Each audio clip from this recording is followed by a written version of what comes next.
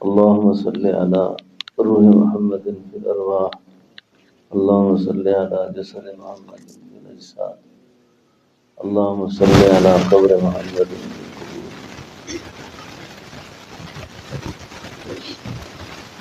میں نے آپ نوجوان بچوں کو بطور خاص آگے بلایا ہے. امیر شریعت سید اللہ شاہ جی بخاری کے نوجوان وہ ہوتا ہے جوان جس کی چہرے کی طرف دیکھ کر کفر پہ ہیبت طاری ہو جائے. کیا طاری ہو جائے؟ ہیبت طاری ہو جائے. نہ کہ نوجوان کی شکل کو دیکھ کر شہوت طاری ہو جائے. ہیبت کیسی طاری ہوتی ہے؟ وہ مرد مومن کے ماتھے میں اس کی پیشانی میں ایک نور ہوتا ہے، اور وہ نور جو ہے وہ تقویٰ سے حاصل ہوتا ہے. کس سے حاصل ہوتا ہے؟ تقویٰ سے حاصل ہوتا ہے.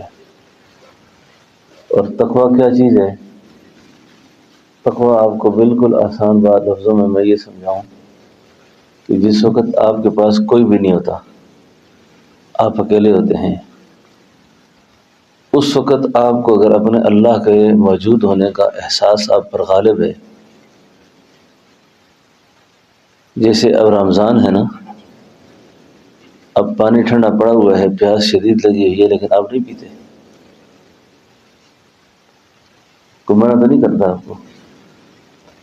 جس طریقے سے آپ اس وقت اس ٹھنڈے پانی سے رکے ہیں اور اپنی بھوک پیاس برداشت کی ہوئی ہے، اسی طریقے سے نفس کے اندر اٹھنے والے جتنے بھی گندے جذبات ہیں، گندے خیالات ہیں، گندے وساوس ہیں، جب آپ ان پر حاوی آ جاتے ہیں، آپ ان پر غالب آ جاتے ہیں اور وہ مغلوب ہو جاتے ہیں، تو یہ مطلب ہے کہ آپ کو تقویٰ نصیب ہو گیا ہے. کیا نصیب ہو گیا ہے؟ تقویٰ. اور جب تقویٰ نصیب ہو جائے نا، تو وہ انسان جو ہے اس کو کہتے ہیں یہ صورت فولاد ہے. کیا ہے؟ یہ ناقابل شکست ہو گیا ہے. اب اس کو کوئی چیز شکست نہیں دے سکتی. تقویٰ یہ ہے کوئی نہیں دیکھتا، اللہ دیکھتا ہے. حضرت عبداللہ ابن عمر رضی اللہ عنہ فرماتے ہیں کہ میں ایک صحرا میں گیا، بکریوں کا ریوڑ دیکھا چر رہا تھا. ہم چند دوست تھے اور ہم نے وہاں پڑاؤ کرنا تھا، ٹھہرنا تھا. تو میں نے ایک چرواہے کو جو بکری چرا رہا تھا اس کو کہا یار ایک بکری ہم پر بھیج دو، ایک بکری بھیج دو. اس نے آگے سے کہا کہ میں اس بکری کا ریوڑ کا مالک نہیں ہوں، میں نوکر ہوں، ملازم ہوں. تو میں نے بطور امتحان سمجھے میں نے اس سے کہا دیکھو اتنے بڑے ریوڑ سے ایک بکری نکل جائے تو مالک کو کیا پتا ہوگا کہ ایک بکری نکلی اس سے، اور پتہ چل بھی جائے تو آپ نے یہ کہہ دینا کہ بھائی وہ بھیڑیا آیا تھا اٹھا کے لے گیا. اتنی بات آپ کو سمجھ آ گئی؟ کہتے ہیں کہ اس کے جواب میں اس چرواہے نے مجھے یہ کہا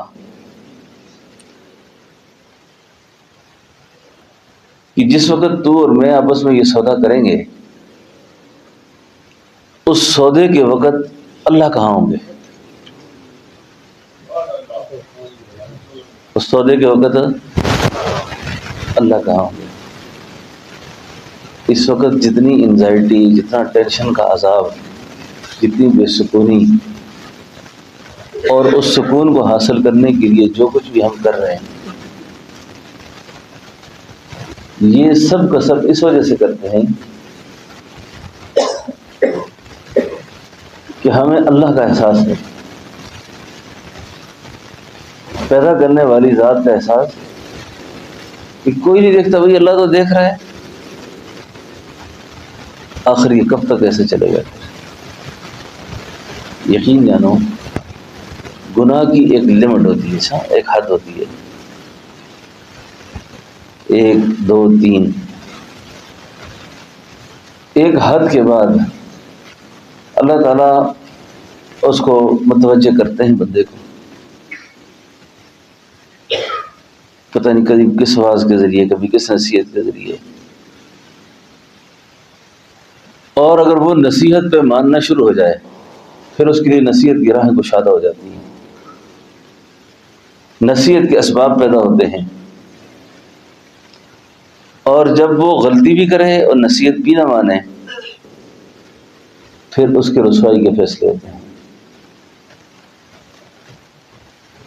یہ آپ کہتے ہیں نا جی فلاں لڑکی کا فلاں لڑکے کا فیض چل رہا تھا آپس میں، اور جناب ایسے ہو گیا اور پھر ایسے ہو گیا، ایسے نہیں ہوا، مدت تک اللہ نے برداشت کیا، بہت دفعہ رہنمائی کی، لیکن اسے سنی انسنی کر دی،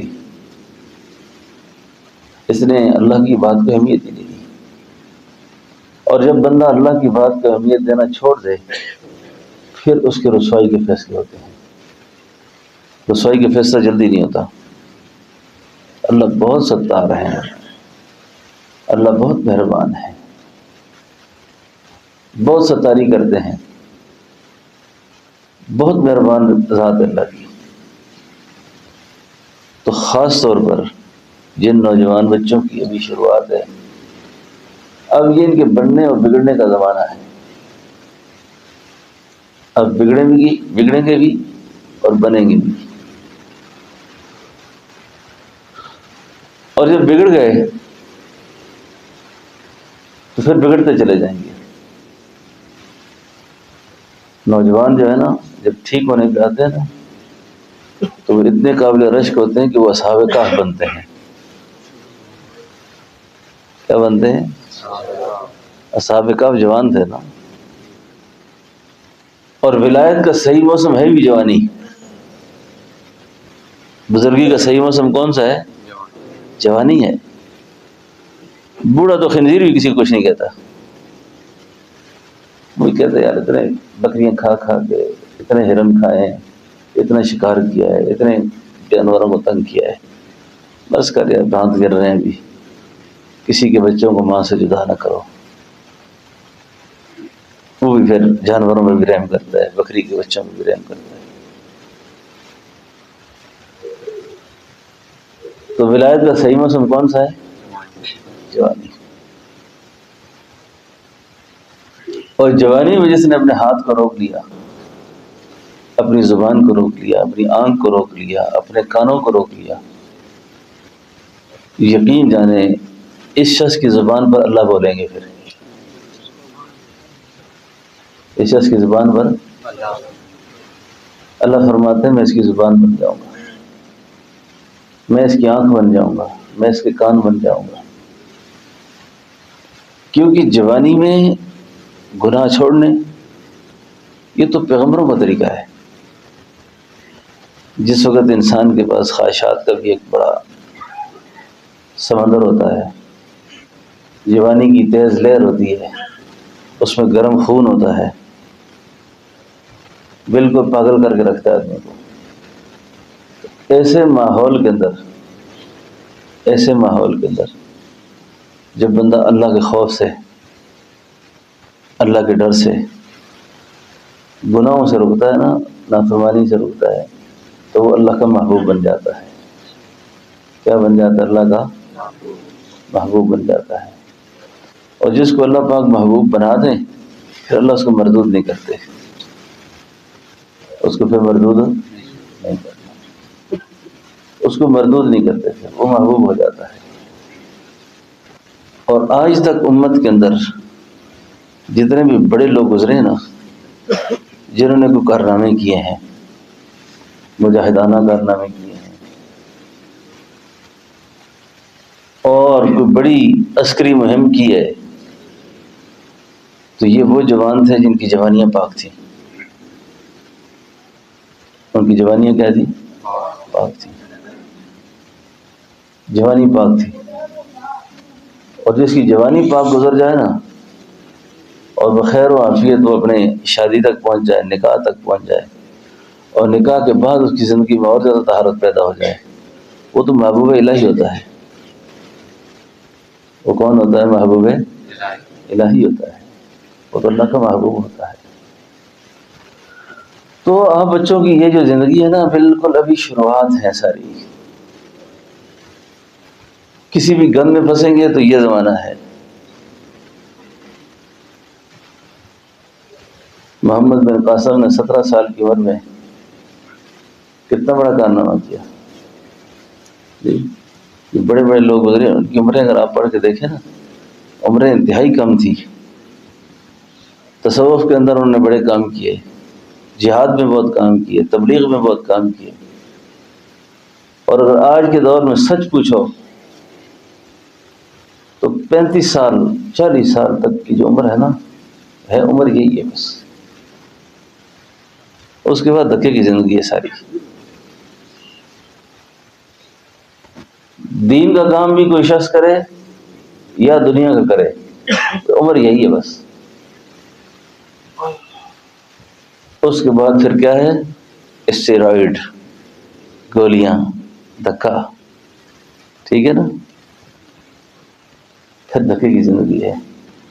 اب مجھے بتاؤ، میں کہہ رہا ہوں 40 سال زندگی ہے اور اللہ کے حبیب نے فرمایا میری امت کی کل عمر جو ہے نا وہ 70 و 60 ہے، 60 یا 70 ہے.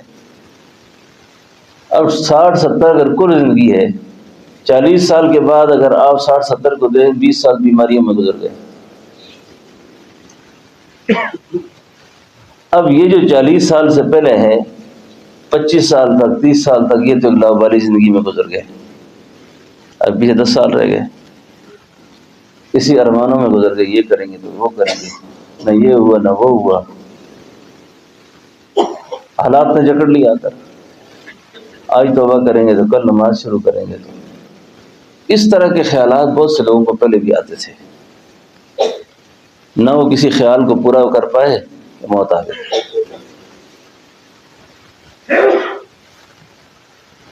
اور آج کے اس مسلمان نوجوان پر جو ذمہ داری ہے نا اس وقت، آپ کو پتہ ہے کہ ہماری زندگی میں ہمارے محبوب پیغمبر کی توہین ہو رہی ہے.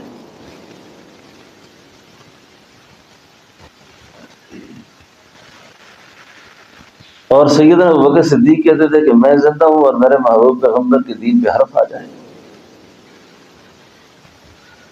ہمیں فرصت ہی نہیں ابھی اس طرف، دین جانے دین والا جانے. ہم فارغ نیند دعاؤں کے لیے ہماری بھی منصوبہ بندیاں ہیں خواہشات کی تکمیل کی. ہم خواہشات مکمل کرتے ہیں، عرضوں کو پورے کرنے کے ارمان میں لگے ہوئے ہیں کہ یہ عرض پوری ہو جائے، یہ عرض پوری ہو جائے، یہ عرض پوری ہو جائے. تو دوستو یہ عرضیں پوری نہیں ہوں گی، موت آ جائے گی. اور موت جو ہے نا، رات ہی میں نے ایک بیان میں کسی جگہ عرض کیا، پتہ نہیں ہم میں سے کس کس کا کفن کا لٹھا جو ہے نا وہ دکانوں پہ پہنچ گیا اور درزی کاٹ کے تیار بیٹھا ہوا ہے. اور یہ ابھی اس ارمان میں ہے کہ میں ابھی بڑے مار کے سر کرنے ہیں.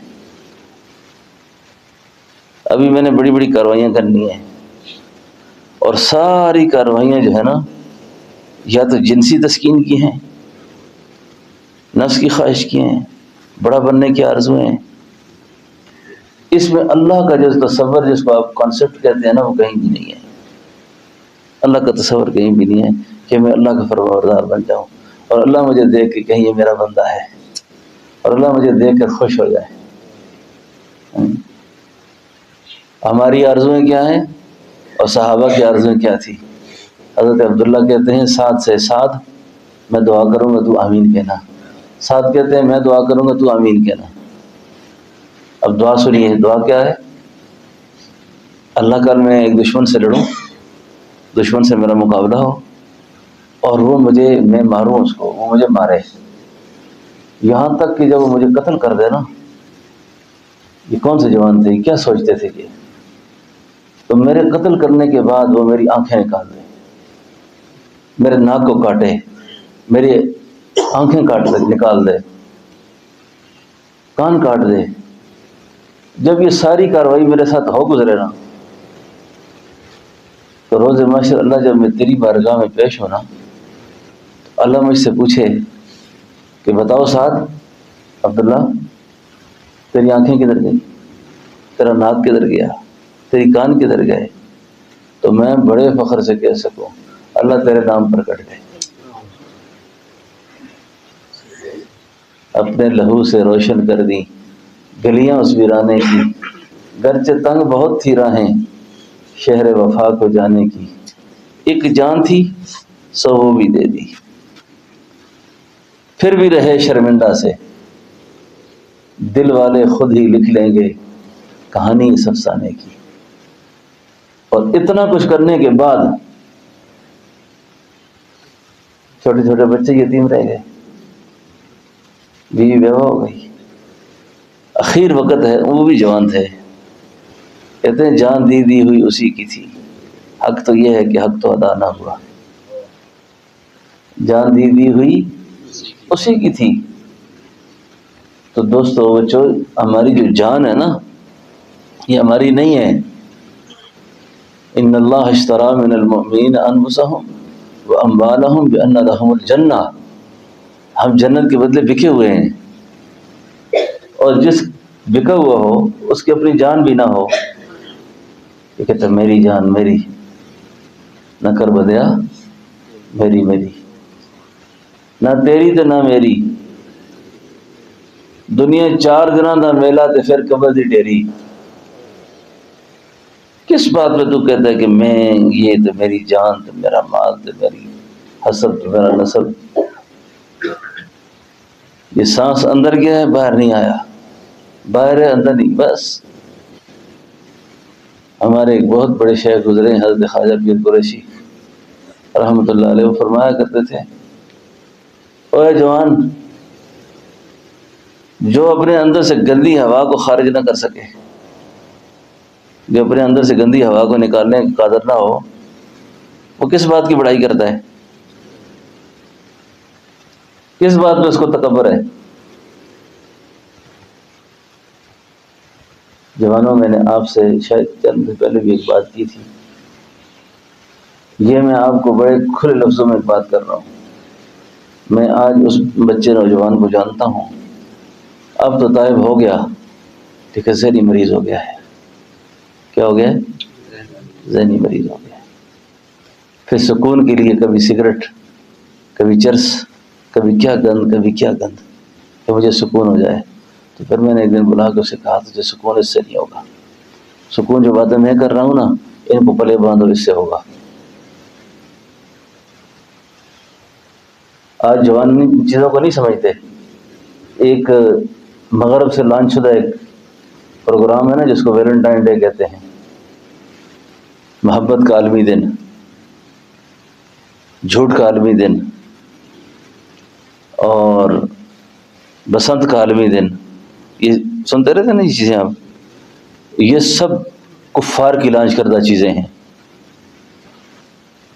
یہ ہمارے مذہبی کلچر کو، ہماری ثقافت کو، ہماری تہذیب کو مسخ کرنے کے لیے یہ سارے پروگرام ہیں۔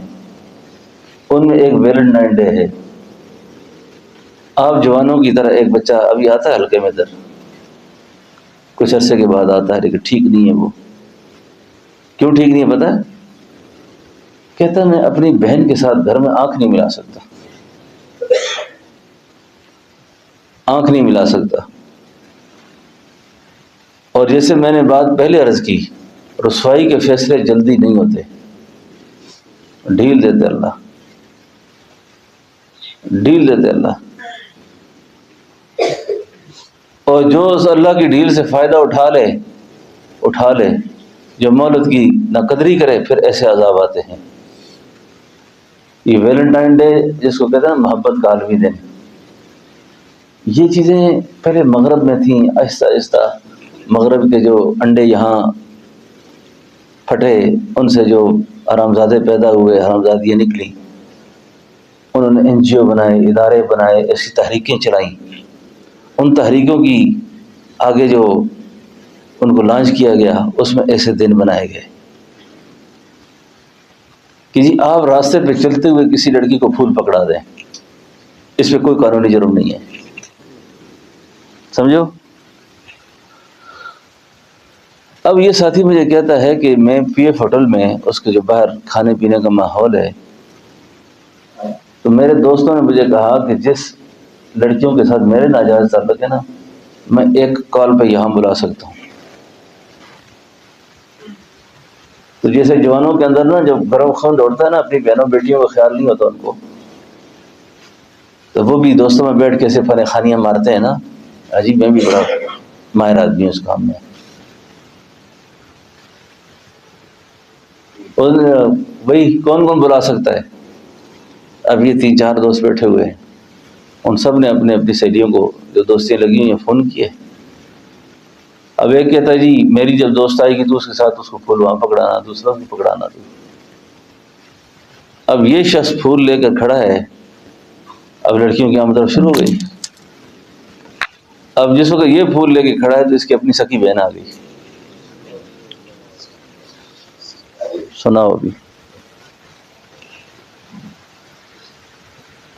جیسی کرنی ویسی بھرنی، نہ مانے تو کر کے دیکھ. جنت بھی ہے جہنم بھی ہے، نہ مانے تو مر کے دیکھ.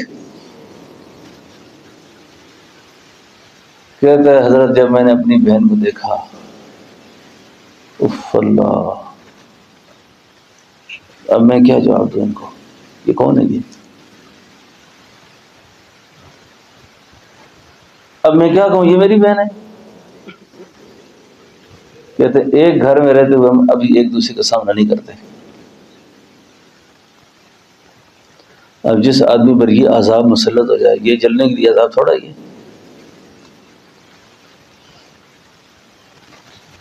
پھر اس کو خوف کو ختم کرنے کے لیے پھر دشمن نے ہمیں نشے مہیا کیے کہ یہ کرو گے تو سکون ہو جائے گا، یہ کرو گے تو سکون ہو جائے گا. میں اللہ کے گھر میں بیٹھا ہوں، پوری ذمہ داری سے آپ سے بات کر رہا ہوں. میں نے خود اپنی آنکھوں سے ایک شخص کو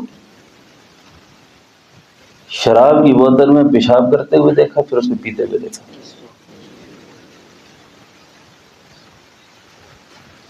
میں نے بزرگوں سے سنا تھا کہ شراب کا نشہ، شراب اس بیوقوف کو کہتے ہیں جو پیسہ لگا کر ذلت اٹھاتا ہے. تو ہمارے سامنے اتنا بڑا مبارک پیارا دین ہے جو ہماری صحت کا ضامن، ہماری زندگی کا ضامن، آپ کی زبان میں کہوں آپ کے فیوچر کا ضامن، آپ کے مستقبل کا ضامن، آپ کی زندگی بنانے والا، اور صرف جس میں دین بھی ہے دنیا بھی ہے.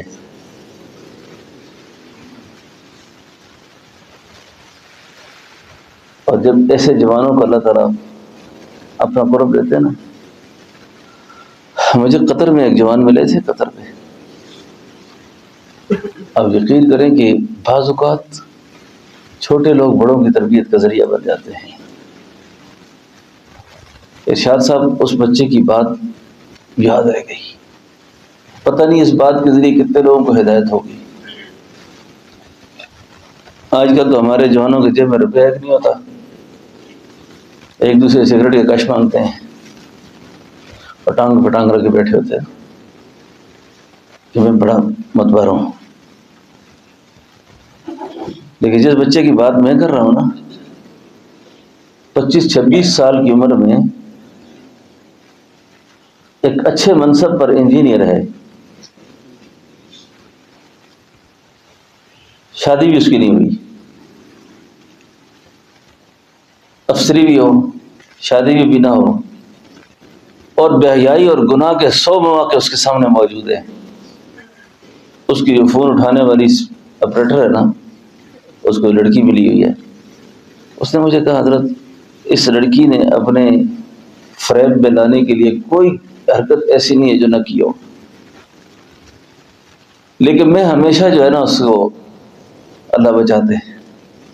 تو ایک دن میں جب آفس میں آیا تو اس نے ساری حدود پھلانگ دی، لیکن میں نے اس کو یہ جواب دے کر اس سے کوئی برائی نہیں کی کہ میں تیرے ساتھ منہ کالا نہیں کر سکتا، میرے سینے میں ایمان ہے، میرے سینے میں اللہ کا قرآن ہے۔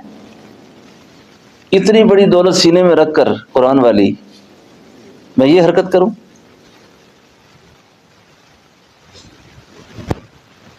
سمجھ آ رہی ہے آپ کو؟ اتنی بڑی دولت سینے میں میرے، تو میں ایسی حرکت کروں تو یہ مناسب نہیں میرے لیے۔ تو جب نور ایمان اندر داخل ہوتا ہے نا، امیر صاحب یہ بات آپ بیان کرے جا کہ تبلیغی بزرگوں کی خاص بات ہے۔ اشفاق احمد ہمارے ملک میں بڑے ادیب گزرا ہے، بلند ناول نگار گزرا ہے۔ آج کل تو یہ ناول یا اچھی چیزیں پڑھنے کا ٹائم ہی نہیں کسی کے پاس، نہ کوئی پڑھتا ہے نہ دلچسپی ہے۔ اشفاق احمد کہتا تھا کہ میں اپنی بیوی جو ہے نا قدسیہ کے ساتھ، قدسیہ بانو اس کی بیوی تھی، تو پہلے ایک لطیفہ سناؤں، میرے خیال میرے سب جاگ جائیں، سناؤں؟ عورتوں کے متعلق ایک لطیفہ سناؤں نا، کیونکہ عورت کی بات چھڑ جائے نا تو اچھے لوگوں کی آنکھ کھل جاتی ہے۔ کیوں قاری صاحب؟ عبداللہ صاحب، عورت خبر حکم کرنا، یہ خدا خبر حکم تاثرہ، جب تھوڑا سا جاگ جائیں گے نا۔ یہ جو اشفاق احمد ہے نا، اس کی بیوی کسی یونیورسٹی میں پڑھاتی تھی نا، تو جب یہ بیوی کو یونیورسٹی لے کے جاتا تھا نا، تو یہ گاڑی سے اتر کر نا جا کے بیوی کا گیٹ دروازہ کھولتا تھا گاڑی کا، تو بیگم پھر نیچے اترتی تھی نا، تو پھر آگے اپنی سیٹ پہ بیٹھتا۔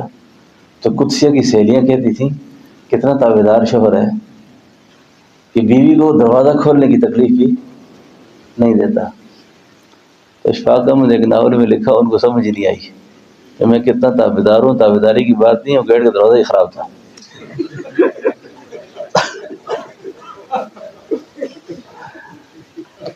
اس کو کھولنے کے لیے مجھے خواہ اترنا پڑتا تھا، اگر میں نیچے نہ اترتا نا تو وہ دروازہ ایسے ہی بند رہتا۔ اس میں بیوی کی تابعداری والی کوئی خاص بات نہیں ہے، ٹھیک ہے نا؟ ہاں، اور تھوڑے سے آپ جاگ گئے نا، میں اگلی بات کروں۔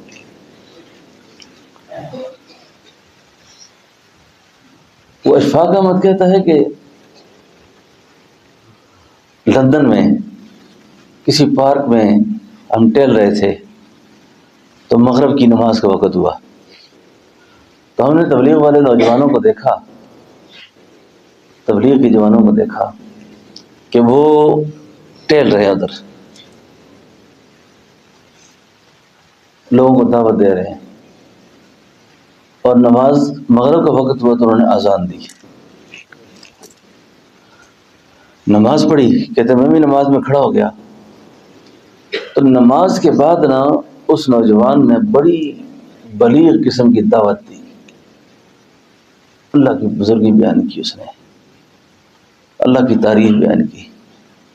جب بیان کر کے وہ فارغ ہوا نا، ایک لڑکی بڑی متاثر ہوئی، وہ کہیں اپنے شوہر سے مار کھا کے آئی ہوئی تھی، اس نوجوان کی دعوت سے بڑی متاثر ہوئی،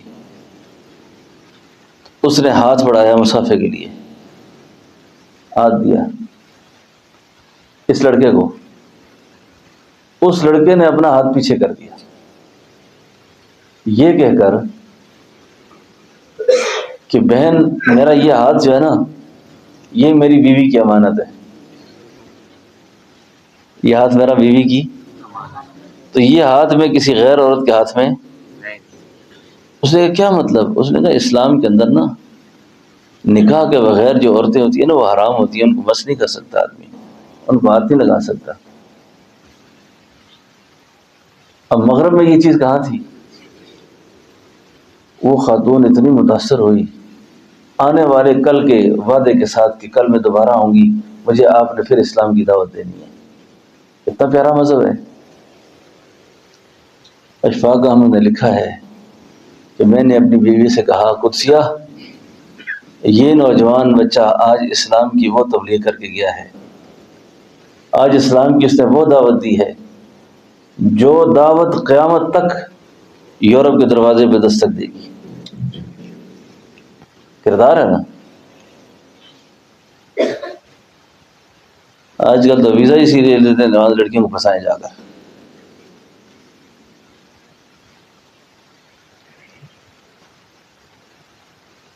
تو میری بات سمجھ آ رہی ہے آپ کو؟ تو آپ سارے نوجوان بچے، ابھی اس اعتکاف ہمارا ملاقات، پھر کافی ساری گفتگو ہماری مختلف موضوعات پہ چلی ہے، تو آپ بچوں سے میری ایک درخواست ہے، آپ جہاں جہاں سے آئے ہیں ایک تو دعوت تبلیغ کے کام سے جڑیں۔ دعوت تبلیغ والا کام جانتے ہیں نا؟ بس زیادہ وقت نہیں لگانا۔ ادھر ایک امیر صاحب ہے بڑا جنونی قسم کا، وہ آپ کو کہے گا 4 مہینے ابھی لگاؤ نا، ابھی نہیں لگانے آپ نے صرف ہر مہینے 3 دن لگانے ہیں بس سمجھو، بس زیادہ وقت نہیں لگانا، ہر مہینے 3 دن لگانے ہیں بس۔ ہر مہینے میں آپ نے بس پتہ کرنا ہے 3 دن کی جماعت میں جانا ہے، اور زیادہ وقت نہیں۔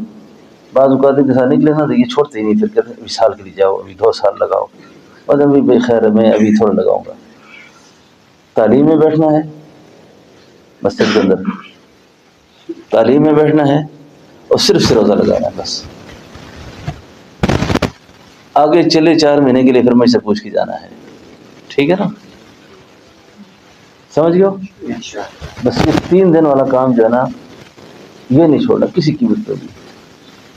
ہر مہینے آپ نے 3 دن لگانے ہیں، ٹھیک ہے نا انشاءاللہ؟ ہاں بس جب 3 دن لگائیں گے نا، جب آپ کی طبیعت صحیح آمادہ ہو جائے گی کہ اب جانا ہے آگے، چلا لگانا ہے 4 مہینے، تو پھر مجھے فون کر کے جانا ہے، ٹھیک ہے نا انشاءاللہ؟ ہاں تو اس سے پتہ کیا فائدہ ہوگا آپ کو؟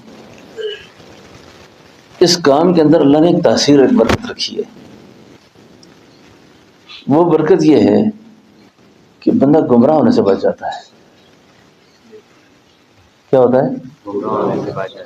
گمراہ ہونے سے بچ جاتا ہے، اور اس کو ایمان کی ترک لگ جاتی ہے، ٹھیک ہے نا؟ یہ خانقاہیں ہو گئیں، تبلیغ کا کام ہو گیا، مدارس ہو گئے، مساجد، یہ ایمان کے بچاؤ کی چھاونیاں ہیں۔ اچھا حضرت جی مولانا انعام الحسن ایک بزرگ گزرے ہیں، وہ فرمایا کرتے تھے اے لوگو ایمان کی بقا چاہتے ہو نا تو دعوت والے کام میں لگو، اور نہیں لگ سکتے ہو اس کام کے کرنے والوں سے محبت ضرور کرنا، اور اگلے درجہ فرمایا کبھی ان کی مخالفت نہ کرنا، کبھی ان کی ہاں۔ اور ایک اور آپ کو نصیحت کروں، بڑی کام کی بات ہے، جب جماعت کبھی آپ کی مسجدوں میں آ جائے نا، جہاں ہوتے ہیں آپ، ان کو گھر والوں کو، والدہ کو بتا کے کبھی کبھی ان کا اکرام بھی کیا کرو۔ اچھا اس سے بھی بہت فائدہ ہوتا ہے۔ اللہ کے راستے کے مسافر ہوتے ہیں نا، ان کی بڑا خدمت کرتا ہے، اس خدمت کا بھی بڑا فائدہ ہوتا ہے۔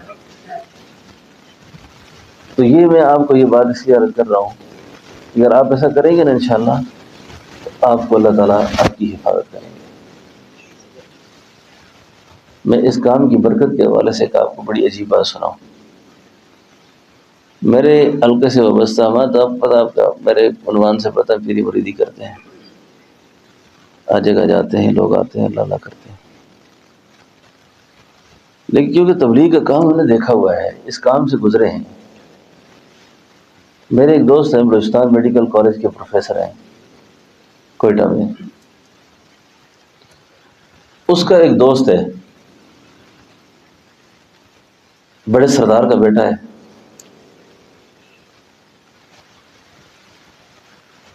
وہ ایک گندا کاروبار کرتا ہے، وہ ہوٹلوں کے اندر عیاشی کے سارے سامان بیچتا ہے،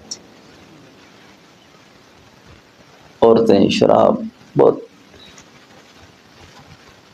تو وہ اپنا اسی طرح کا ایک گندا قسم کا پروگرام لے کر لاہور میں کسی بڑے ہوٹل میں ٹھہرا ہوا ہے۔ اس کو پتہ چلا کہ میرے دوست جو ڈاکٹر صاحب ہیں وہ رائے گڑھ میں ہیں. اس نے ڈاکٹر صاحب کو فون کیا. ڈاکٹر صاحب کو جب فون کیا کہ میں یہاں ہوں، ڈاکٹر صاحب نے کہا یار ایسا ہے کہ ہماری تبلیغ کی ترتیب ہوتی ہے کہ ہم وقت پورا نہیں ہو سکتا تو میں نہیں آ سکتا، تم میری ملاقات کے لیے آ جاؤ. اس نے کہا ڈاکٹر صاحب میں آؤں گا تو صحیح، لیکن آپ تبلیغی جنونی قسم کے لوگ ہوتے ہیں، آپ پیچھے پڑ جاتے ہیں، سروتیں لگاؤ، چرا بناؤ، یہ کرو وہ کرو. میں ایسا کوئی کام نہیں کروں گا، ایسا کوئی کام میں نے نہیں کرنا. تو کیا کرنا ہے کہ آپ نے مجھے نماز کا نہیں کہنا، کرنے کہوں گا، تبلیغ میں جانے کا نہیں کہوں گا. آپ ایک دفعہ آ جائیں. یہ گیا، لڑکیوں کو چھوڑ کر شراب کا کاروبار کا سارا ایک جگہ ٹھہرا کر یعنی کہ میں ایک آدھ دن تک آتا ہوں. یہ شعر یاد کرو. اچھا میرے ساتھ جاگ رہے ہیں؟ آج تو پکا تبلیغی ہو تو میرے بیان و نعرے لگائے.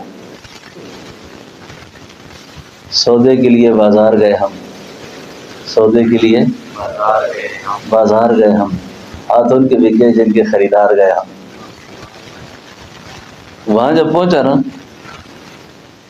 وہاں جب پہنچا تو اندر نا ایسے ماحول دیکھا، کوئی لوگ وضو کر رہے ہیں، بستر اٹھا کے کر رہے ہیں، کوئی کینٹین میں حلوے کھا کے کھڑے ہیں، کوئی جلیبیاں خرید رہے ہیں. وہاں تو رنگا رنگا ماحول ہے. کہتے جب یہ سارا ماحول دیکھا اس نے، اس کے سر میں خارش شروع ہو گئی، کھجلانا شروع کر دیا. جب اس نے کھجلانا شروع کیا، اتنی خارش سر میں تیز ہوئی،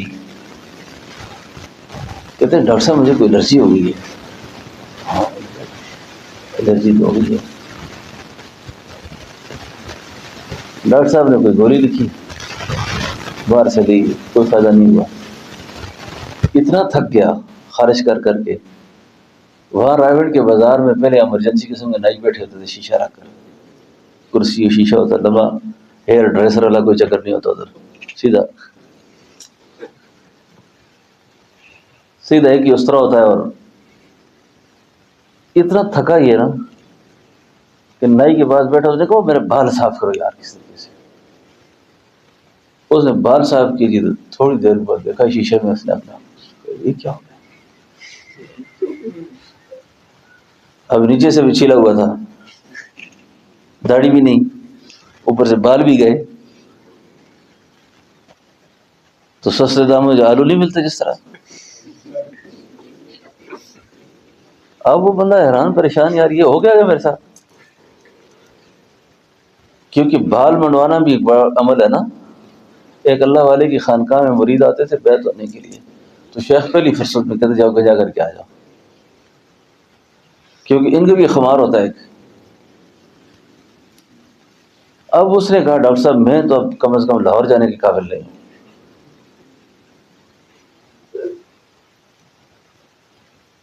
اب وہ پیچھے سے لڑکیاں فون کرتی ہیں، بادشاہ سلامت کدھر ہیں؟ وہ آگے کبھی ایک جھوٹ بولتا ہے کبھی دوسرا بولتا ہے، میں ادھر گیا ہوں، یہ کر رہا ہوں وہ کر رہا ہوں. ڈاکٹر صاحب نے کہا میری 10 دن کی قصور میں تشکیل ہے، اب میں سے چلے جائیں. اب اس کو تو بالوں کے لیے جگہ برابر کرنی تھی، کہیں بال آ جائیں. گیا ڈاکٹر صاحب کہتے ہیں جی 10 دن تک نہ اس نے نماز پڑھی نہ کچھ، بس باہر جاتا کوئی برگر شرگر کھا کے آ جاتا، پیچھے سے فون کرنے والے فون کرتے، بس ان کو فون پہ ڈیل کرتا، یہ کرو اور وہ کرو. اب بال آ ہی نہیں رہے، کیا کریں؟ اب اتنے بڑے بڑے چھتے تھے تو کس طرح 2 دن میں آ جائیں. اب بال سر پہ ہے نہیں، اب ان لڑکیوں کو تو منہ دکھا نہیں سکتا. اب کیا کریں؟ ہائے ہائے.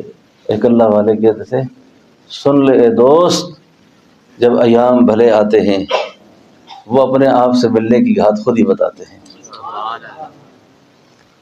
سن لے اے دوست، جب ایام بھلے آتے ہیں وہ اپنے آپ سے ملنے کی کہات خود ہی بتاتے ہیں کہ میں کس طریقے سے ملتا ہوں، کس راستے سے ملتا ہوں، کیا طرز ہے مجھے میرا ملنے کا۔ آؤ جی، 10 دن گزرے، اس نے ڈاکٹر صاحب سے کہا کہ ڈاکٹر صاحب بات یہ ہے، اب میں تو کسی جگہ ٹھہر بھی نہیں سکتا، آپ کو چھوڑ بھی نہیں سکتا، اب اگر آپ ایسا کریں نا 10-15 دن میں آپ کے ساتھ رہتا ہوں، آپ چھٹی کریں میرے ساتھ رہیں۔ ڈاکٹر صاحب نے کہا یار کوئی بات نہیں، میں پورا چلا چھٹی کر لیتا ہوں۔ جس کے اندر تبلیغ گئی ہوئی ہو نا، وہ ہر سودا کرنے کو تیار ہوتا ہے، اس کو نہیں پرواہ ہوتی کہ پیچھے دکان کا کیا بنے گا، نوکری کاروبار کا کیا ہوگا، دیکھی جائے گی جو ہوگا۔ اب پھر یہ 10 دن کے لیے تشکیل کرائی۔ 10 دن کے بعد اس کو کوئی تبلیغ سمجھ آ گئی، کچھ تھوڑی بہت درک و حرکت، اندر کا بوجھ ٹوٹا نا، اندر سے کچھ تبدیلی کا امکان ظاہر ہوئے۔ ڈاکٹر صاحب کو کہنے لگا ڈاکٹر صاحب بات یہ ہے، مجھے اب سمجھ آئی ہے کہ یہ تو کام کرنے والا ہے، آپ ایسا کریں آپ جائیں، میں انشاءاللہ بھی وقت لگا دوں گا۔ 4 مہینے لگائے اس نے۔ کوئٹہ میں ایک تقریب میں اسی صاحب کو ڈاکٹر صاحب نے میرے بارے میں کہا کہ وہ آ رہے ہیں تو آپ ان سے ملاقات کریں، بیعت ہو جائیں، یہ کریں وہ کریں۔ تو ڈاکٹر صاحب جب ملے تو مجھے کہا ڈاکٹر صاحب حضرت پتہ ہے جس نوجوان کا ذکر میں نے آپ سے کیا تھا، مجھ سے بڑا کرتا ہے، مجھ سے بڑی داڑھی، مجھ سے بڑا امامہ اس کے سر پر، جی زندگی کے سارے رخ ہی تبدیل ہو گئے۔ کہنے لگا حضرت وہ جس بے حیائی اور جس گندے ماحول کے اندر دنیا سکون تلاش کرتی تھی اور ہم سکون کے پیچھے پھرتے تھے، وہ تو پتہ ہی نہیں ہے کہ وہ رائے گنج کے لنگر کے اندر جو 5 کلو کا گلاس ہے جس سے سارے اکٹھا منہ سے پانی پیتے ہیں، وہ تو اللہ نے سکون وہاں رکھا ہوا ہے۔ رائے گنج میں گلاس دیکھا آپ نے کسی انٹرنیشنل قسم کا؟ ایک ڈبہ ہوتا ہے نا اس کے بعد، یا تلو کا ڈبہ، ڈالڈے کا نہیں ہوتا ذائقہ، فوجی برہسپتی، اس کے بڑے بڑے ڈبے ہوتے ہیں نا۔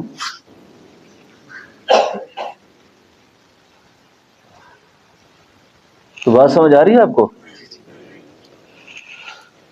تو یہ اصل میں یہ حقیقت ہے۔ اچھا،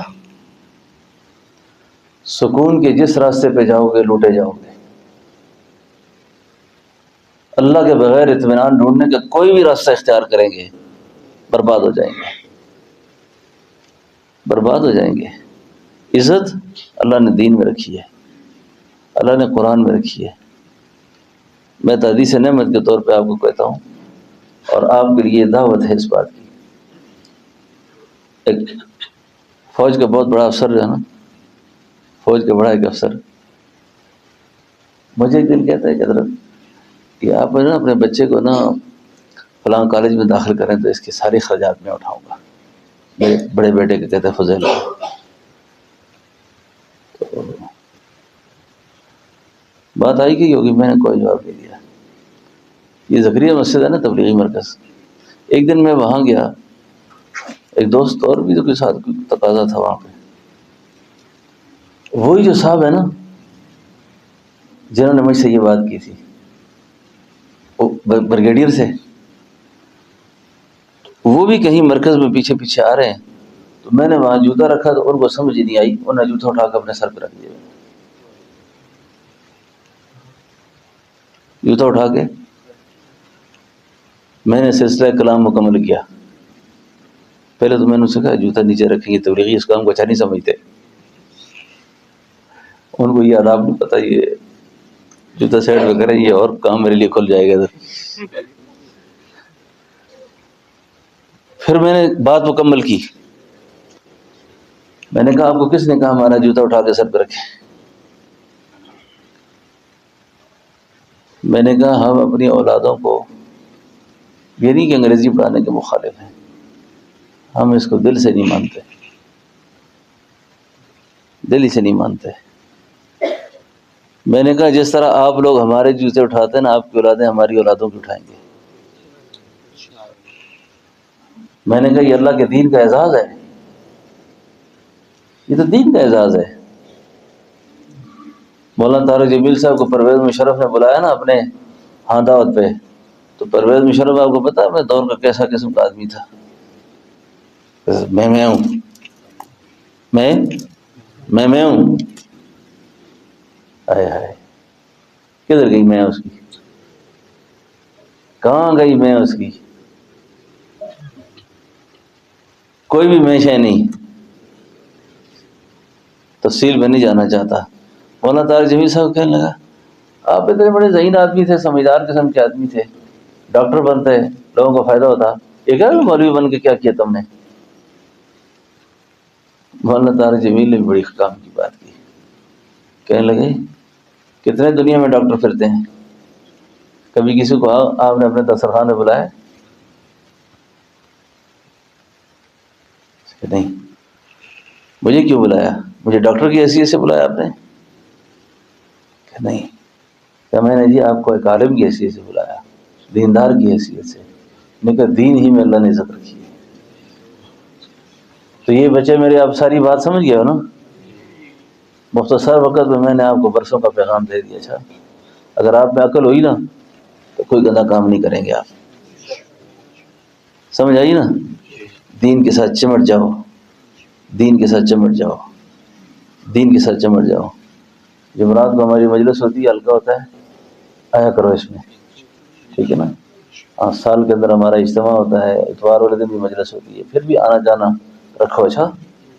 ہاں، باقی ندیم شاہ صاحب کہتے تھے جہاں جاؤ گے لوٹے جاؤ گے، جہاں جاؤ گے لوٹے جاؤ گے، باقی جہاں جاؤ گے لوٹے جاؤ گے۔ اب دنیا سج دھج کے آ گئی ہے، ایمان کے ڈاکو بیٹھے ہوئے ہیں، ایمان کی دولت بڑی مشکل سے ملتی ہے، اور ایمان لینے والے جگہ جگہ بیٹھے ہیں، ٹھیک ہے نا؟ بہت کسی کی انتہائی مجبوری نہ ہونا تو واٹس ایپ سے زیادہ موبائل استعمال نہ کرو، یہ جو واٹس ایپ ہے نا بس اسی تک گزارا کرو، یہ فیس بکیں ہیں تو یہ ٹک ٹاک تو یہ فلاں تو یہ آج فلاں، اب یہ گند رکنے والا نہیں ہے، اب بڑھنے والا ہے آگے۔ اب کوئی کہتے ہیں بلیڈ جی بی آ گئی، کیا کہتے ہیں چیٹ جی بی ٹی آ گئی ہے، اس کو پتہ ہے کہ یہ کمرے کا ملک ہے اور اس کی یہ کارروائیاں ہیں، ہاں نا؟ اسے پوچھو آگے ساری بات بتاتا ہے وہ، کیوں ہے؟ بڑی بے حیا قسم کی شے ہے۔ وہ ایک مولوی کا چڑھ گئی بلیڈ جی بی نا، کیا نام ہے اس کا؟ چیٹ جی بی۔ مولوی صاحب نے اس سے سوال کیا اگر اتوار والے دن جمعہ آ جائے تو کیا کریں؟ اس نے کہا میری انفارمیشن ابھی تک ٹھیک نہیں ہے تو میں آپ کو معلومات کر کے بتاؤں گی۔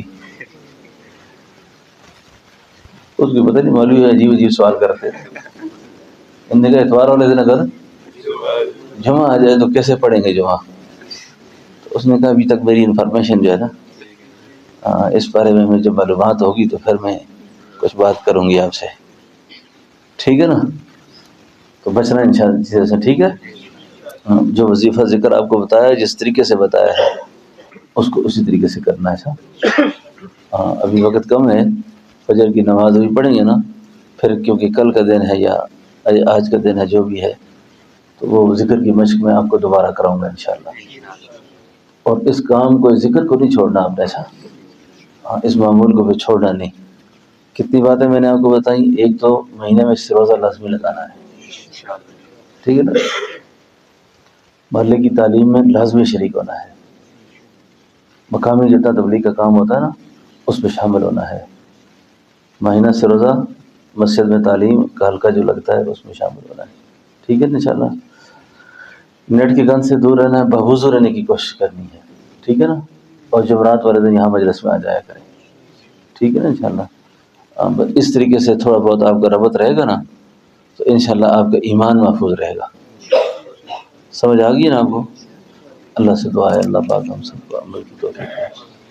ربنا تقبل منا انک انت السمیع العلیم وتب علینا انک انت التواب الرحیم وصلی اللہ علی النبی الکریم برحمتک یا ارحم الراحمین۔ دسترخوان پہ پہنچے